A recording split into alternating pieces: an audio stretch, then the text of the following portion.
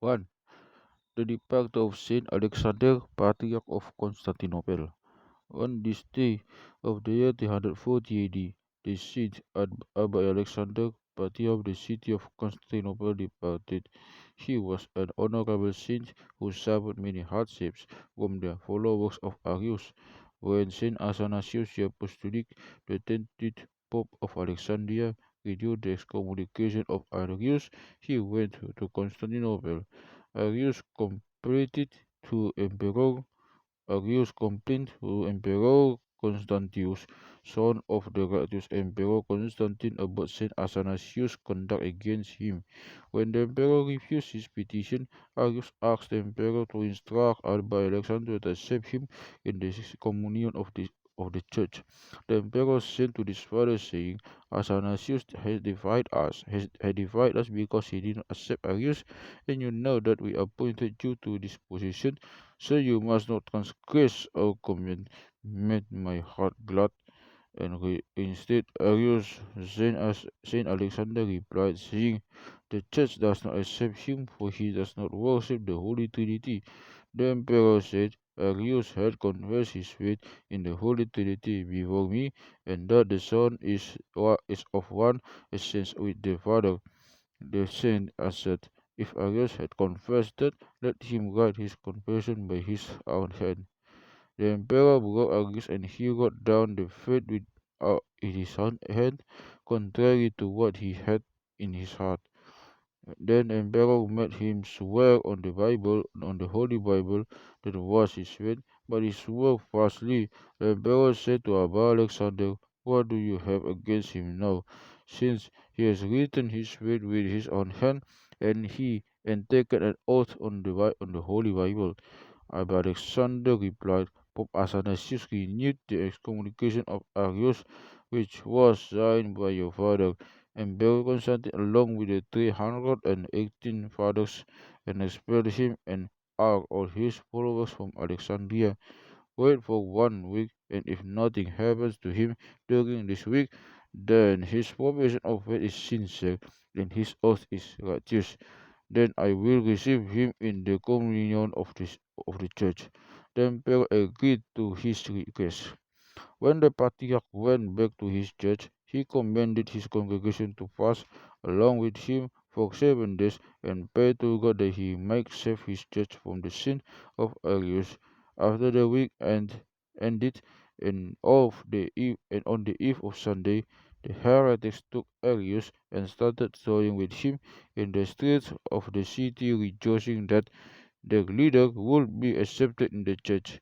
In the morning, Arius went to the church and sat down with the priest in front of the altar. Then Abba Alexander entered the church, being sad and not knowing what to do. When he started the liturgy, Arius felt a colic and had to run to the washroom when his bowels poured out of his body. When Arius delayed in returning, his followers went to the washroom, found him dead, and they were ashamed. The faithful glorified the Lord Jesus Christ, whom does not forsake his church.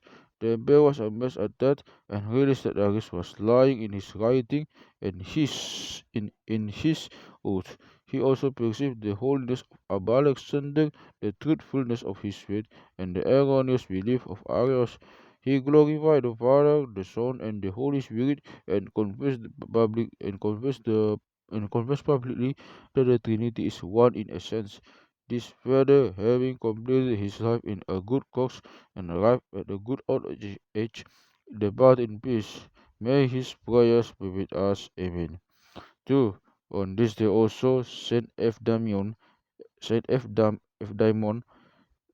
of the city of Armant was murdered.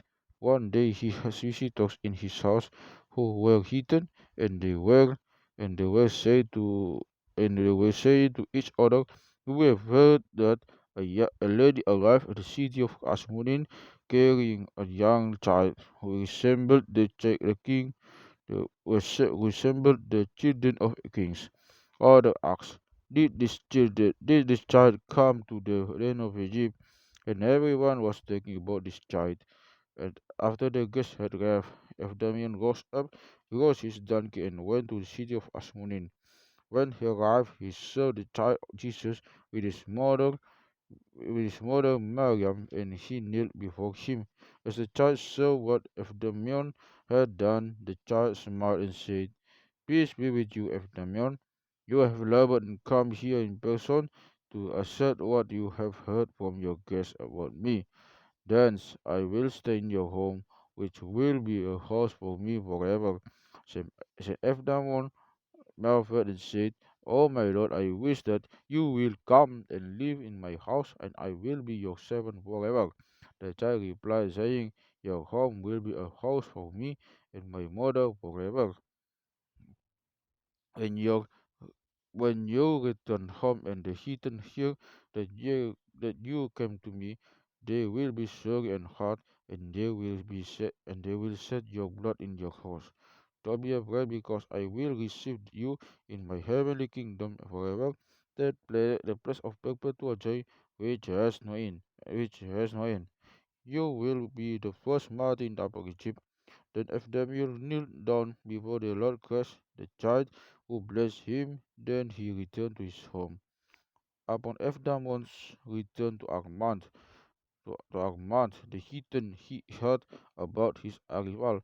The news that Eudamon had visited the child Jesus spread in the city. They came to him in haste, asking, "Is all that they say about you true?" Eudamon replied, saying, "Yes, I went to the Lord Christ, who blessed me and said, I am coming to dwell in your house with my mother forever." The heathens shouted out as one person, knew these words, and killed him. Thus Abdamin received the crown of martyrdom on this day. When paganism was abolished, and Christianity spread in the land, the Christians converted the house of Saint Eudamon into a church and named it after Saint Mary and her son, to whom is the everlasting glory. The church is the one called El Gisuna, which means the church of living, in the outskirts of Armant, which still exists now. May God have mercy on, May God have mercy on us through the intercession of Our Lady the Virgin Mary, the Mother of God, and intercession of the martyr Eudamon, the pure faithful, and glory be to God forever, and glory be to our God forever. Amen.